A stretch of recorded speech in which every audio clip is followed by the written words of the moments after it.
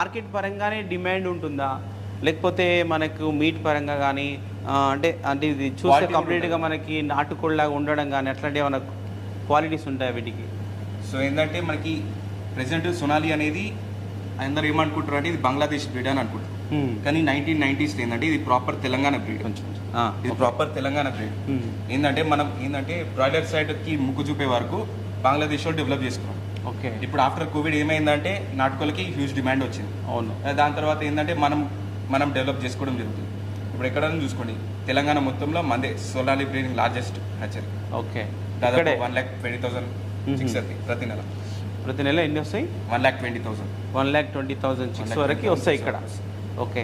అయితే మనకి mother breeds అంటే మనకు ఇక్కడనే మీరు గుడ్లు పెట్టించి మీరే యాక్చువల్లీ చేస్తారా ఇక్కడ? అవును, ఇక్కడనే చేస్తాం.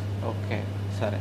అయితే ఇప్పుడు ఈ సోనాలి బ్రీడ్ను ఎంచుకున్నటువంటి రైతులు ఎవరైతే ఉన్నారో ఎలా పెంచుకోవాలంటే మీరు ఇచ్చిన తర్వాత ఎన్ని రోజుల పిల్లలు మీరు ఇస్తూ ఉంటారు, పోయిన తర్వాత వారు ఎలాంటి జాగ్రత్తలు తీసుకొని పెంచాల్సి ఉంటారు?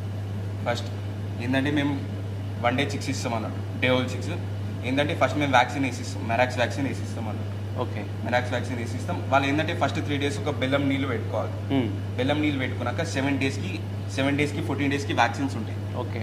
7 daysకి ఏంటంటే లసోటా అని ఒక వ్యాక్సిన్ ఉంటుంది, 14 daysకి గంబోరా అని ఒక వ్యాక్సిన్ ఉంటుంది. ఈ 2 వ్యాక్సిన్స్ వేసుకోవాలన్నట్టు. సరే. అయితే ఇప్పుడు మీరు ఇచ్చిన తర్వాత అంటే ఈ బ్రూడింగ్ సిస్టమ్ ఉంటుంది కదా, మళ్ళీ అది ఎట్లా చేసుకోవాలి? ఎన్ని రోజులు పెట్టుకోవాల్సి ఉంటుంది? అది 20 to 25 days పెట్టుకోవాలి. ఇది మన బ్రూడింగ్ 20 to 25 days పెట్టుకోవాలి.